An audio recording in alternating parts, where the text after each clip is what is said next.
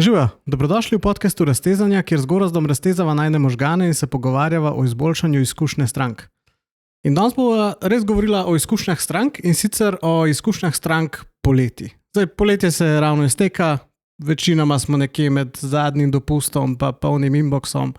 Zdaj, najna teza je, torej, če tisto tipično prepričanje je, pač poletje več dela, manj ljudi, zato je normalno, da je izkušnja slabša. Stranke bojo to itak razumele. Ampak najna teza pa je, da je v bistvu poletje nekak stres test za izkušnjo stranke. Kar pomeni, da je stres test, pomeni, da v bistvu izpostavlja tisto, kar že prej ni najbolj delovalo, se zdaj to pojača in se pač sesuje. Torej, če se ti polet sesuje customer service, se ni sesul zaradi tega, ker je zdaj sezona, ampak zaradi tega, ker so že prej ene stvari niso bile dobre narejene. To je nekak najna teza. Nekako bomo probali čez 3 stvari, kje je ta stres test najbolj izpostavljen, kjer se najbolj pokaže, pa verjetno ne tam, kjer bi mogoče vsi najbolj pričakovali. Zakaj vedno popustijo nekak isti deli sistema, zakaj se neki vzorci ponavljajo in pa mogoče bo probala storiti, kaj narediti septembra, da ne bo naslednjo poletje še en déjà vu. Okay. Pa začniva z enim vprašanjem. Torej, poletje je za en del gospodarstva največja sezona, za večino ostalih pa nekako to mrtvi avgust.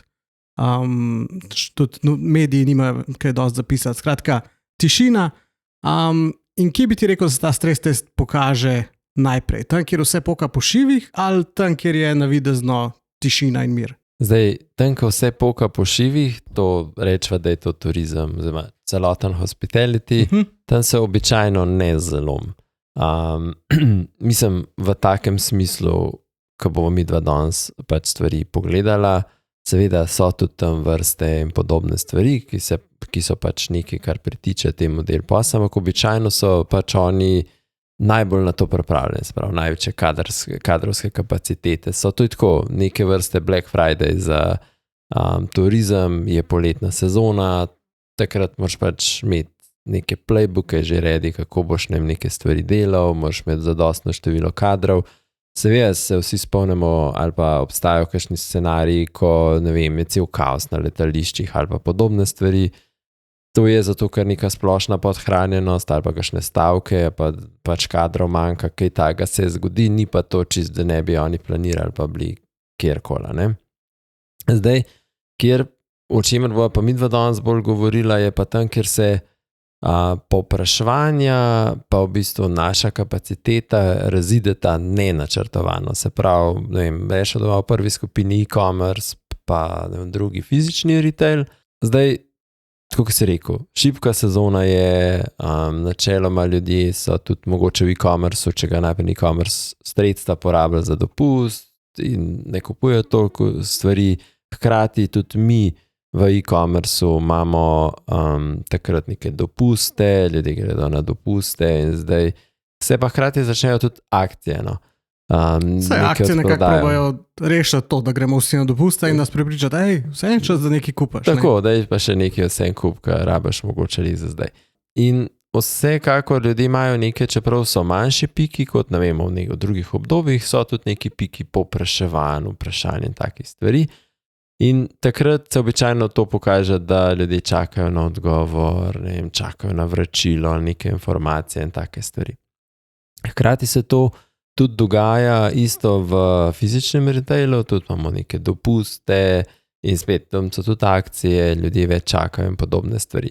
Zdaj, če bi temu tako malo rekla, ne, število zahtevkov pač ne pade sorazmerno s prodajo. Ne. Ljudje vsem sprašujejo, imajo neka vračila, lahko tudi vračila ne vem, zdaj imajo ljudje čas, pa urejo neka vračila za nakupe, ki so bili prej narejeni v juniju ali pa še reklamacije, pa kaj sprašujemo, če kaj planirajo za, ne vem, za malo večji nakup. Ne. Pol, kar se mi zdi pa ena stvar, ki jo malo pozabljamo v teh industriji, je pa tudi B2B, no. Ker tudi v B2B-ju imamo tudi ta malo sezonskosti in tudi v koncev polet vemo, da je veliko kolektivnih dopustov in podobnih stvari. Moraš pa tudi, ne, podjetja pa še vedno poslujejo, delajo in tudi takrat tam se ti tudi lahko zalom. V smislu, ljudje nimajo pravega konteksta, ne rečejo, vam bomo pa kasneje odgovorili. In pol vemo, da se zna hitro nabrati, da bo pa na začetku septembra pa ful nekih stvari za odgovor, naročila, konc leta se bliža in podobne stvari. Tako da v vseh teh primerih, ki sem zdaj malo naštel, ne moreš vse z digitalom rešiti, ne? Pri nekih stvarih je čisto, ko se danes pogovarjalo, kakšne procese moraš imeti, kje moraš imeti podatke, da lahko neke stvari pogledaš. Zato pač to bo šla malo skozi te panoge, se mi zdi, da kje se najbolj pokaže, če zdaj še enkrat povzamem e-commerce, fizične trgovine, tudi B2B je en tak del, ne? Ja, no, pa vse storitvene dejavnosti. Tako, vse storitvene. Dejstvo je, povsod so dopusti, na drugi strani pa tudi dejstvo, da pač če zaposlimo nekega študenta ali pa, ko sem jaz na dopustu, me ti nadomeščaš, da to ni isti nivo podpore, ki jo lahko nudiš strankam. Torej, najverjetneje ti ne veš čist celega konteksta, sploh v nekem B2B procesu, kjer so daljše stvari, imam jaz neko stranko zgodovino, se že 2 meseca nekaj pogovarjamo, ko ti vskočiš v nek mail, avtomatsko boš počasnejši, boš manj kvaliteten, ali pa se boš odločil, se bo počakal Andreja. Tako je. Podobno pač študentje, sej jim daš neke informacije, niso pa na tem nivoju, da točno vejo, kako procesi potekajo v podjetju in stvari so slabše. Ne? Zdaj, mogoče zanimiva je ta, ki si omenil B2B, se mi zdi, da tako neke storitvene dejavnosti, pa v trgovini, tam nekako tako vidimo stvari, v B2B-ju pa v bistvu tudi, mislim, je kao vse isto, ne? Torej, posel nekako teče naprej, tudi kolektivnih je v, rečemo, nekem takem poslu manj, če ni to res neko proizvodno podjetje, ampak tam so tudi težave, ne? Mislim, ja, definitivno so težave. Vse to, kar sva rekla, ne, B2B je tak mal podhranjen ali pa pač ga hitro spregledamo.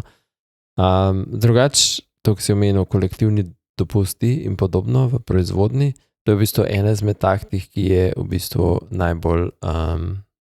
najboljša, če jo znaš komunicirati vnaprej.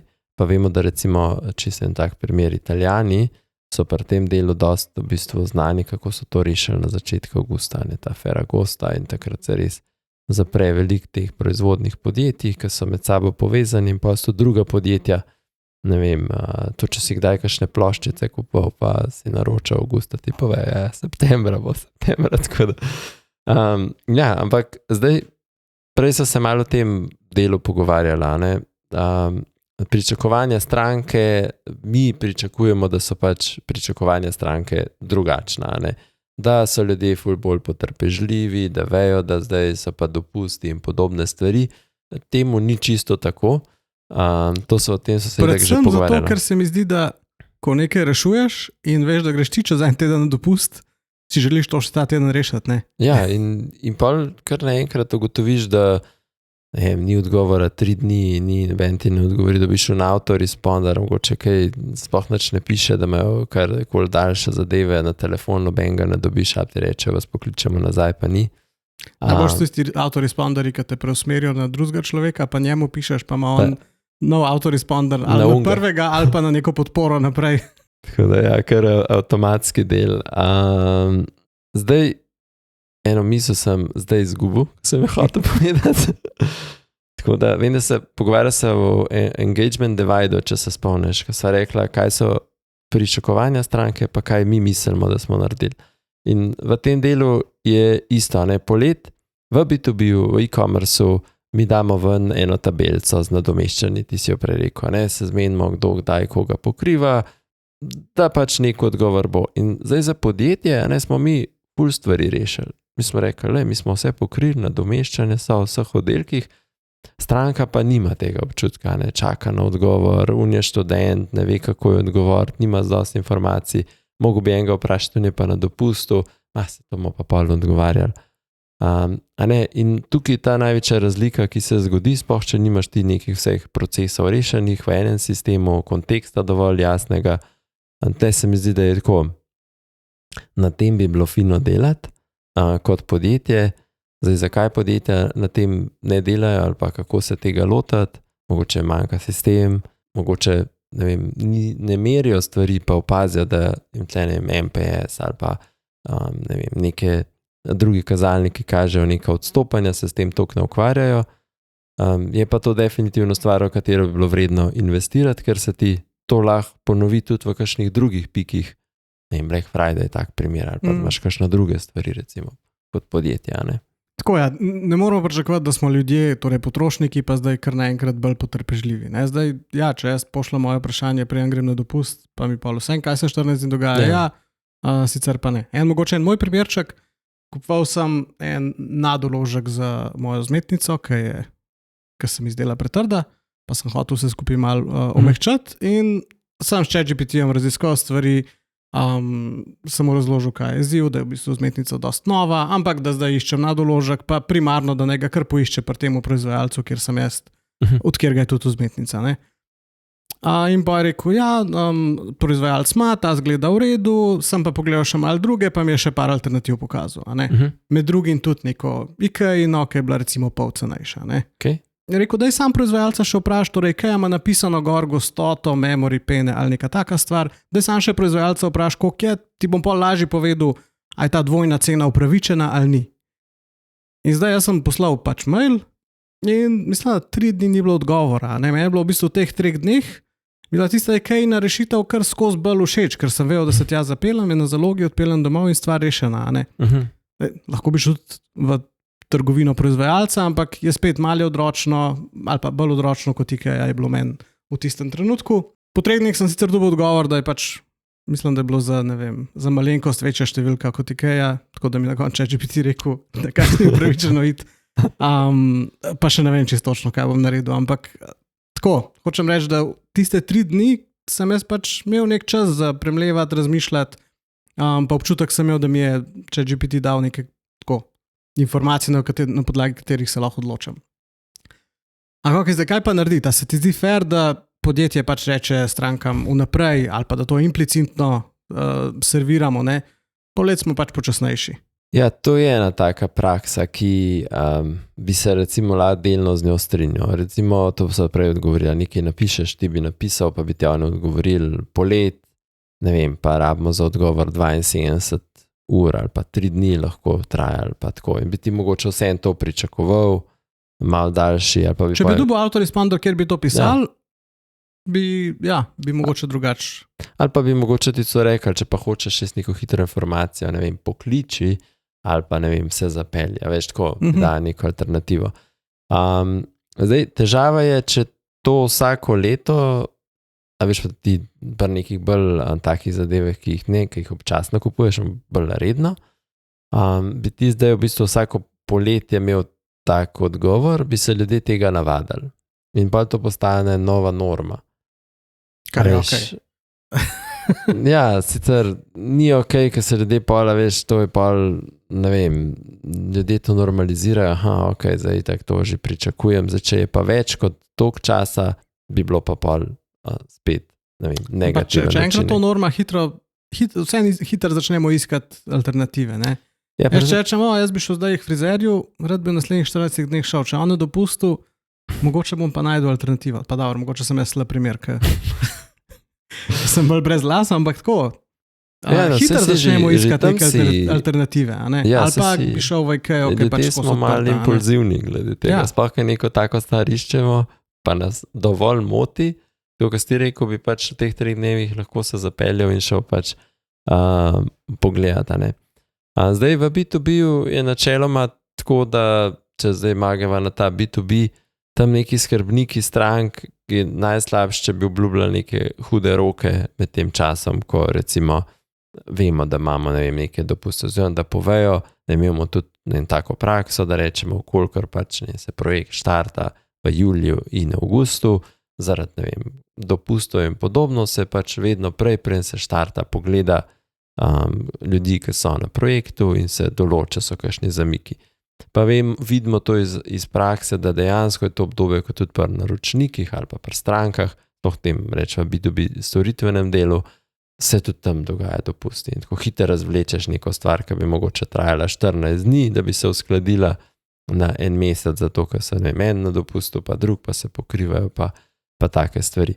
Zdaj, to lahko sam s proaktivno komunikacijo komuniciraš, pa reče, to zdaj je tako obdobje, ne vem, to so urniki pri nas, to so urniki pri zdaj najbolj uskladiti te stvari, ne. Drugače pa za e-commerce, če imaš na strani napisan, Jaz sem zadnjič nekaj za bazene iskal, pa sem dobil obvestilo, imamo povečano število, ne vem, vprašanj, vam odgovorimo v najkrajšem možnem času, to sta ni najboljša opcija, bolje bilo, če pisali v 48 urah, ne vem, 72, v 24, pa bi jaz pač imel neko to. In so imeli pa se šel na spletno stran gledati, pa enako opozorilo tudi tam. Se pravi, da bojo naročila mogoče malo kasneje sprovedena, da informacije pa če treba počakati kakšen dan in tako. Tako da enotna komunikacija, glede na to, da je bila neka akcija, nek outlet, se mi zdi tako dobro skomuniciran in dobra praksa za ta del. Zdaj vprašanje je, a ne, zdaj če se malo dotakne oziroma greja verjetno v to smer malo tudi pogledati, a lahko ta del, da imamo problem, da ni ljudi, rešimo tudi s kakšno drugo rešitvijo. Brez da zaposlimo 10 novih ljudi. Eno je, da komuniciraš in to je pač, resmo temu blažilc. Tako. Lahko izboljša vse skupaj, ni pa rešitev, torej rabaš dejansko kapaciteto. Tako. In zdaj, kaj vsi vodje kontaktnih centrov rečejo, letos, ne, ali pa zadnjih 2 let, bomo pa mi AI naštimali. Tako, 2 magični črki. No, a je AI rešitev? Ja. Te projektne vrzeli, ali bo AI spet samo ujačal naše probleme? Ja, je. Pikane. Ne, zdaj, iz vidika tega, da tudi razvijamo produkte, ki so bazirajo na AI-ju, definitivno je z eno zvezdico. Zvezdica v tem primeru, da recimo Sinče delal eno analizo med 2500 odločevalci v 10 državah in sprašvali so se v bistvu, kako te AI agenti so pomagali v podjetjih. Niso zdaj vsi čisto v customer servisu, pa so jih v podjetja imela, zdaj 3/4 teh AI projektov ali pa agentov se je ugasnilo. Kar zdaj te je mogoče treba reči, ni rečeno, da so se zavedno umaknili, lahko da so bili, ker pač razlogi so, da niso bili, ne vem, tehnološko dovolj dovršeni, se pravi, so bili mogoče malo pred časom, ali pa, ne vem, en primer je recimo Commonwealth Bank of Australia, oni so v avgustu 2025 45 ljudi v klicnem centru odpustili, pa zamenjali za AI, agenti, in pa so v bistvu ugotovili, da je bila ona ekipa zdaj bolj preobremenjena, ker pač AI ni deliveral expectationov, ki jih je pač dal. In pol je pač, ne vem, se CEO mogel malo nazaj potegniti, pa tako, Prav, oni so kar štartali, brez da bi, ne vem, stvari prej testirali, zmerali na nemajhnem ozorcu. Mi smo se v preteklosti, ko sva govorila v Kinetari, recimo rekla, to zelo na nekem majhnem območju to štartaš. Izven delovnika mi govorimo, tam, ko so klici, ki jih danes nisi sploh zajel, Vidiš, kaj se tam dogaja, pol spremeniš agenta, greš počasi v neke špice. No, pa tukaj so o tekstovnih agentih govorila, smo rekli, okay, prva faza je najlažja, če ga imamo v vlogi tistega, ki piše drafte. Tako. Šele potem mu damo avtonomijo in govorimo o tem, da bomo odpustili 40 ljudi, Ja, no, sej Klarna, da poznana, oni so isto, se v njej so govorili, mislim, že lani. Oni so rekli, da AI bo zamenjal delo 700 ljudi, tako še. Pa zdaj spet zaposlujejo, Ti projekti niso vsi uspeli tako, kot so mislili, metrike so mal padle, oziroma so nakazale, da v bistvu da je slabša kakovost pri kompleksnejših primerih. To so pa že večkrat tudi poudarjali. Ko gre za kompleksne stvari, je tudi, če ima AI fulenga konteksta, tista široka človeška, ki se zna kaj odločati, empatičnost, videti stvari, une izkušnje, ki jih eden ima, ko jih imaš tikanje in odgovor podaš hiter. To je pomembno. Tako da AI definitivno samo da ga moraš pač ne reči, jutri gremo na kolektivca, pa ga bomo danes vklopili. Ja, je to spet nek projekt, ki se ga je treba lotiti, ki ga je treba z glavo uvesti, ki je treba ugotoviti, da so naši temelji tako narejeni, da lahko to uvedemo. En hecen primerček imam, ki sem ga zdaj pred kratkim prebral. V Ameriki je ena banka, ki je v skupini Virgin Group, ki se imenuje Virgin Bank. In tam je nekdo jim na chatu napisal, pri Virgin Bank imam dva varčevalna računa, kako jo lahko združim. In chatbot se je totalno oprl, da tako se pa ne bo pogovarjal z njima. Ne? Torej, ta beseda Virgin, torej nedolžen, je bila očitno v nekem seznamu besed, v seznamu nekih omejitev in rekel, da mu je pač chatbot rekel, da se ne morata več naprej pogovarjati, če bo tako govoril z njim. Ne? Torej, agent je delal čisto pravilno, sam verjetno je bil malo testiran, ker si predstavljaš, da v neki banki, ki se imenuje Virgin Money, se veliko produktov imenuje, mislim, se velikrat to uporablja v kontekstu, sam pač tega nekako niso zaznali. Ne? Jasno, razmeroma majhna stvar za popraviti, ampak tako zanimiv primer tega, kako AI dela pač to, kar ga nekako usmeriš, da bo delal. Tudi, če mu ne boš dal dovolj konteksta, bo pač pisal traparije oziroma bo pač haluciniral in pisal stvari, ki so nekako najbolj verjetne za podobno podjetje kot je tvoje. Zelo samoiniciativen postaje. Tako, ja. Vse to je bil tisti primer s kurzorjem, kjer je nekako povedal človeku, da kurzor je pa omejen sam na eno napravo. Ne. Čeprav to ni bilo niti približno res spet, ker AI ni imel dovolj konteksta.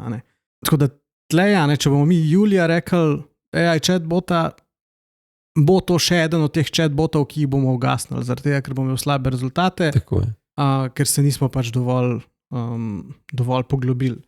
Torej zdaj ne moramo reči, AI ne dela, ampak recimo, da lahko rečemo, AI ne dela brez konteksta, brez tega, da merimo, kaj dela, brez tega, da ga upravljamo, izboljšujemo, popravljamo.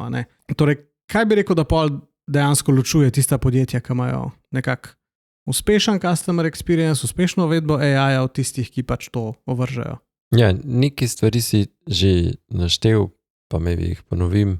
Ampak, če čisto na začetku začneva reči, to so že dolgo nazaj govorila, golden record, imeti en zapis o stranki, se pravi v nekem sistemu, imeti dejansko vse kanale povezane, skozi katere lahko stranko komuniciraš, imeti neko nit pogovora s stranko skozi različne kanale, videti njene transakcije, ne vem, razne zahtevke, od customer service zahtevkov do ali so reklamacije, nakupi in podobne stvari. In da te stvari na voljo tudi AI-ju. To pomagali in AI-ju in tistmu, ki te nadomešča v resnici. Tako, dvoje, tudi tisti, ker jaz vem, ker sem kot študent nekje delal, ker so mi takrat predstavili, ok, to je CRM, tukaj so vse informacije.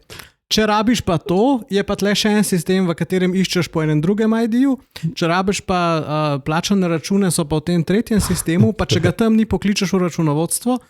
Skratka, mi imamo CRM, vse je tam noter, pa 17 zvezdic, pa še 6 drugih sistemov, ki sem jih, jaz prvih 14 dni nisem mogel usvojiti. Študentsko delo je pa trajalo, ne vem, 4 do 6 tednov. Ja, no, tako pomaga tudi, ali pa, ko jaz neko delo te predam, ti pomaga, če imamo vse podatke potrekane od CRM-ju, ker lahko nekako zgodovino pogledaš, ali pa celo AI usmeriš, da pogleda to zgodovino. Tako. Dokler so pa vsi podatki skriti pri meni, ali pa raztreščeni, pa tudi AI-ju težko. Ja, pa sploh mogoče v teh kompleksnih, ki so prej rekla B2B, caseih, kjer mogoče sodeluje tudi nabava, logistika in podobne, več ljudi dela za eno stranko, ali pa da so vse stvari včasih težko slediti, če nimaš to lepo na enem mestu vse. In seveda danes se lahko, ne vem, Claude poveže tudi recimo s HubSpotom in neke stvari preveriš, kaj se dogaja, kaj je z maila vprašanje in ti pomaga dobiti informacije in pol lažje pomagaš tudi rešiti. Druga stvar, ki je pa ugrajena, ali taka orodja, ki sem zdaj rekel, ali pa tudi v chatbote in podobno stvari je, moraš imeti neka pravila, ali so to popisani procesi, kako neke stvari delaš, kar je tako saj samoumevni, ko pa nekdo nov pride, pa če razume, kako kakšna stvar deluje, ali pa če upeljuješ tehnologijo, točno veš, kaj so neke zamejitve in kam jih moraš dodati, katerih stvari nikoli ne sme AI reševati, pa jih moraš vedno eskalirati človeku, te bi bile mogoče tiste, ki lahko počakajo ali pa pač grejo na neko vodjo od nekoga, ki ga ni, zato ker so pač toliko pomembne. Zdaj, ta tretja stvar je pa, da moraš tudi malo vedeti, kaj meriti. Se pravi, da moraš vzpostaviti neke metrike, skozi katere bo šla spremljal, a so ljudje zadovoljni z odgovori ali ne. Tukaj si pač povedal, najprej drafte e-mailov dela, pa agenti ocenjujejo, to smo imeli pa Limpajo tak primer. pač moraš najprej tukaj dobiti zadostno število kvalitetnih, dobre ocene, pol to strankam začneš pošiljati, stranke lahko vrednotijo to in meriš to, primerjavi z kar ljudje odgovarjajo in pa reče, ok, tukaj sem na istem, ali pa sem so malo boljši, ker sem odgovarjal na manj kompleksne stvari, ampak kompleksne sem dal pa tja. In tako, to bi bila recimo neka pot, ki se pa skozi mora optimizirati. Mislim, ljudje mogoče včasih preveč mislijo, AI damo in pa se on kar sam uči, ne, od odgovorov. Mislim, ja, uči se, ki ljudje zadnji pač vzpostavijo tudi proces za ta učenje. Zdaj, sam po sebi se pač AI nič ne uči, ne, to je mogoče dobro izpostavljeno. To je velikrat, ja, to napačno razumevanje, da bo pač AI kar nekaj sam naredil. Zaenkrat še ne, ne. Ja, mogoče kdaj. Mislim, tudi lahko sicer naredimo lupe, ampak jim ne zaupamo zaenkrat dovolj, da bi se pa AI na nečem naučil, ker nočemo, da stranke na koncu učijo naš AI. Ne? Kar pomeni, vedno mora biti nek proces za to, da že samo zato, da AI ostaja na takem nivoju, kot je bil, ko smo ga začeli, ko smo ga testirali. Ne? Torej, moramo ga prilagajati, ker se pač tudi naši procesi spreminjajo, naši produkti spreminjajo. Drugo je pa, da ko to delamo, tudi hitro začnemo videti, pol, ko to aktivno delaš, hitro vidiš, mogoče bomo pa tle lahko še te informacije prepeljali, pa bomo kar naenkrat rešili še 7 dodatnih procentov tiketov, ker AI-ju mogoče manjka sam en tak zelo banalen podatek o tem, ne vem, aj nekdo že stranka ali ni, pa je to precej lažje prepeljati kot celo zgodovino njegovih nakupov. Skratka, take malenkosti potem hitro vidimo in ga tudi izboljšujemo. Ne? Je pa res, kot si rekel, ja, če nimaš urejene baze znanja, če nimaš definiranih eskalacij, če nimaš procesov, pol pa si kupil še enega bota ali pa je to še en tisti hobi projekt, ki ga je nekdo naredil z nekim orodjem, ki ga je zelo enostavno narediti, pa zgleda zelo fajn prototip, ampak ostaje na tem nivoju prototipa, če gre pa v produkcijo, pa toliko slabš. Zdaj, cool mi je, ko sva zaključila na telefonu. Telefon se mi zdi pač tisti kanal, ki polet, ali pa takrat pač, ko je nek pik, najbolj čut stres, ker pač telefon zvoni in ga je treba, mislim, fino je, da ga dvigneš, ker samo tako boš zvedel, kaj je nekdo hotel na drugi strani. Ker zdaj mail pač počaka v inboxu, tudi pri chatbotu, pri najbolj neumnem chatbotu zna chatbot reči, v 5 minutah se ni noben javil tukaj, bom jaz kar vprašal za mail, pa mu bom napisal, da odgovorimo po mailu.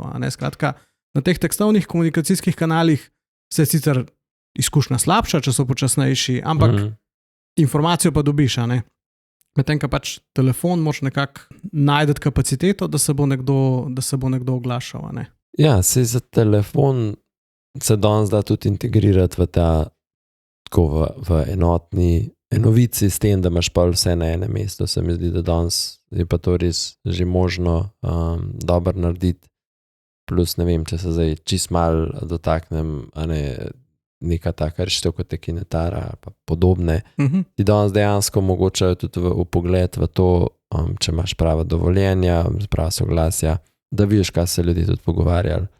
In mogoče tudi to, če analiziraš, pa znaš tudi to, kaj še nov proces umestiti, kaj veš, kaj ljudje sprašujejo in tako, in mogoče to izboljšaš ta del podpore, ali pa tako za stranke. Tako da, ja, telefon je super, da ga rešiš.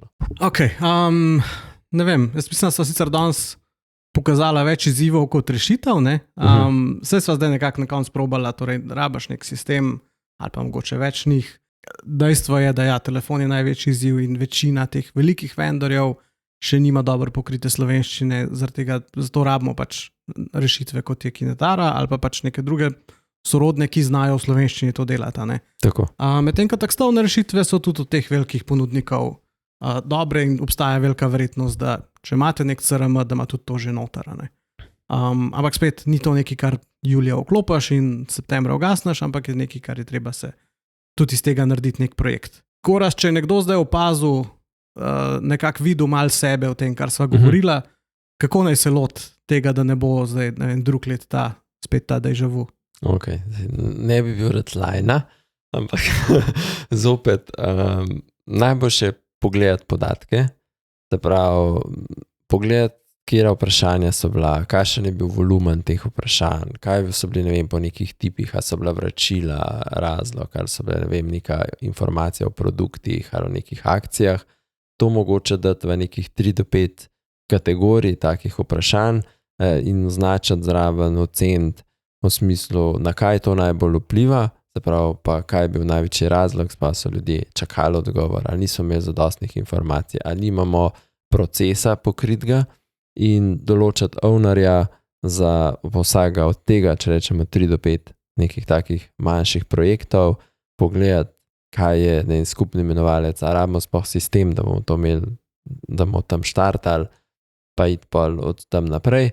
Zakaj bi pa to delal? Je pa zato, ker nas že kmalu čaka nov stresni test, ki bomo sicer polno imeli ljudi pa vsega, to bo Black Friday oziroma konec leta pa decembrske razprodaje in nakupovanja. Tako da mogoče se kaj že da do takrat narediti, kaj pogledati pa kaj probati urediti. Definitivno pa ne vse te stvari dati v projekte in se jih lotati in začeti proaktivno pristopati k tem, ker boljš danes, kot pa reči, ne vem, bomo čez pol leta. Ja, zdi se mi to super zaključek, torej pogledati podatke, ne, torej piki, pa rečemo poletna sezona je vsakoletni, rečemo temu audit enega tazga customer service, takrat pogledati, kaj ni funkcionirali, najdati rešitve, ne. Zdaj mogoče za konc en dober primerček, tega sem prebral sicer iz hotelirstva, ampak nima veze, skratka, ne bom se spomnil, na LinkedInu je bilo, ne bom se spomnil, kdo je avtor, oprosti, če to poslušaš. Rekel je, torej vsako leto smo imeli izziv, da so bili ljudje nezadovoljni, ker niso našli naše garaže. In te informacije smo imeli v mailu, ki je prišel par dni pred tem, torej ko si blokiral, je bila ta informacija, v mailu preden si prišel, je bila ta informacija, ampak ljudje jo tam pač nekako niso videli, dokler niso, mislim, letos uvedli SMS-a en dan pred prihodom, ki je v bistvu pač sam rekel, dobrodošli, čakamo vas, pričakujemo vas, dostop do garaže je pa tukaj. Ker pač se veš, tam Piran, Portorož, to so pač majhne ulice, majhne hoteli, ponovadi moraš zapeljati v neko ulico, ki sploh ne verjameš, da je ulica, pa po nekem klancu dol v garažo. In se zgubiš in letos so to stvar rešili, torej samo s tem, da so en del informacije, ki je sicer bila že vsa leta v Welcome Packu, da so jo prestavili v SMS, se mi zdi to tak super primer tega, kako se nečesa naučiš iz preteklosti, iteriraš in probaš najti rešitev in jo dejansko potem izboljšaš. Ja, odlična ideja. Zdaj, hvala vsem za poslušanje. Če vam je ta epizoda všeč, dajte jo lajka, dajte kaj pokomentirati, dajte nam vi kakšen primer, kako ste kaj rešili v svojem podjetju in se nekaj naučili iz prejšnje sezone, ali pa kakšen primer slabe prakse, kako ste imeli kakšno slabo izkušnjo poleti. Hvala Gora za sodelovanje, hvala vsem še enkrat za poslušanje in se vidimo naslednjič. Čau.